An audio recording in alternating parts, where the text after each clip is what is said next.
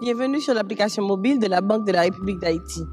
Je suis Ludmilla Buto-Alien, de la Direction Monnaie et Analyse économique et responsable du service d'enquête de conjoncture.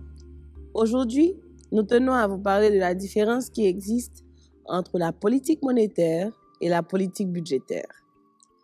En fait, l'État dispose de nombreux instruments pour agir sur l'activité économique, mais les deux instruments privilégiés restent et demeurent la politique monétaire et la politique budgétaire, car ils permettent à l'État d'orienter l'économie vers la croissance ou même certaines fois plus facilement de la sortir de la récession.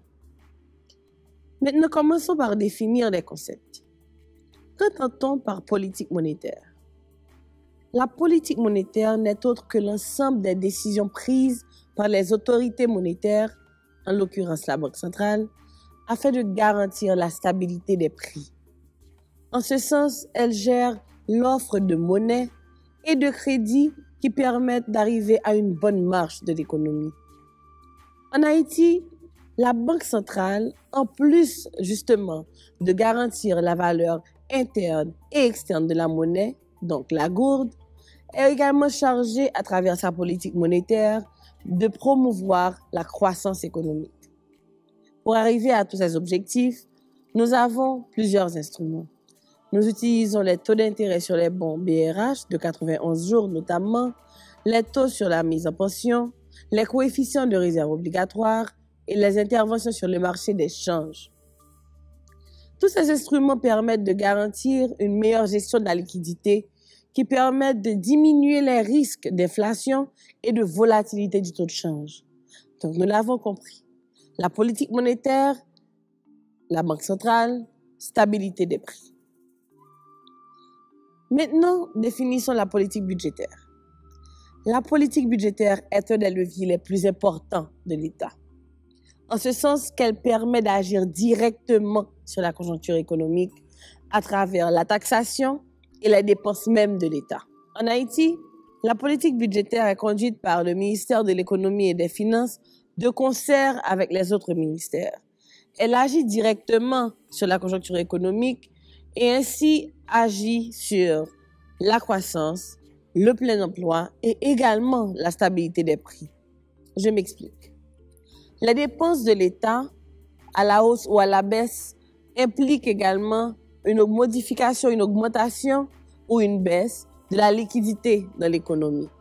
Ce qui veut dire que lorsque nous voulons faire sortir une économie de la récession ou que nous voulons justement réorienter l'économie vers la croissance, une augmentation des dépenses publiques est possible, particulièrement dans les secteurs porteurs. C'est ainsi qu'on dit toujours que l'État va investir, ou bien l'État va s'investir à travers les dépenses d'investissement.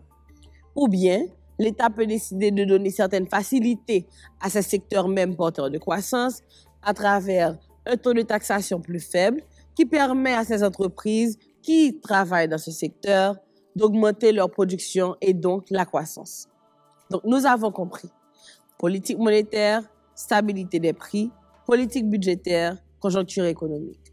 Alors, pourquoi cette confusion? Nous allons comprendre.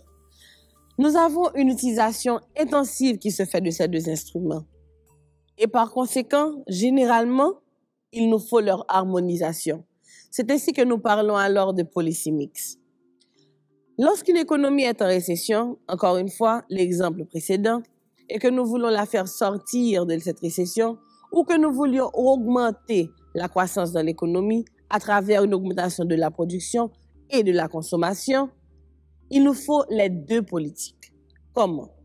La politique budgétaire à travers l'augmentation des dépenses dans les secteurs porteurs ou à travers des facilités fiscales, des dérogations fiscales accordées à ces secteurs, et également la Banque de la République d'Haïti qui, de son côté, va travailler à avoir un taux d'intérêt plus faible, de sorte que ces secteurs, ou peut-être même des facilités, qui va permettre à ce moment-là d'avoir un taux d'intérêt plus intéressant, accroître l'investissement, le crédit et du coup la croissance économique.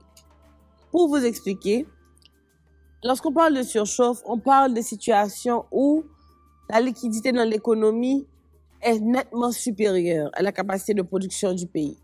On fait souvent référence à la liquidité comme étant comme le sang dans le corps. Trop de liquidité donne lieu à l'inflation, trop peu de liquidité donne lieu à la récession et à la déflation et à la baisse des prix.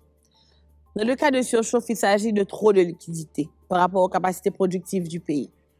Dans ce cas-ci, l'État, le ministère de l'Économie et des Finances, ainsi que la Banque centrale se mettent d'accord sur une gestion commune de la liquidité dans l'économie.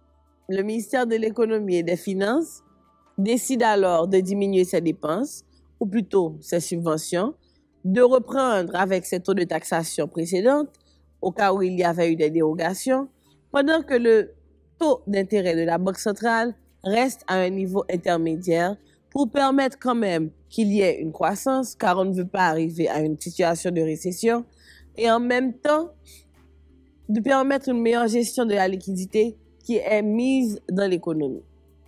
Ceci conclut notre premier module sur la politique monétaire et la politique budgétaire. À très bientôt pour les suites.